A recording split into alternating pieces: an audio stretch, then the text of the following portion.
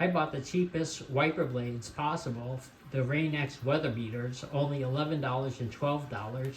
The driver's side 24-inch and the passenger side 19-inch. They come with an adapter that you don't need. The wiper blade comes with a tab that you push in to remove, and for installation, you slide the opposite end onto the J-hook. Lift the wiper blade up.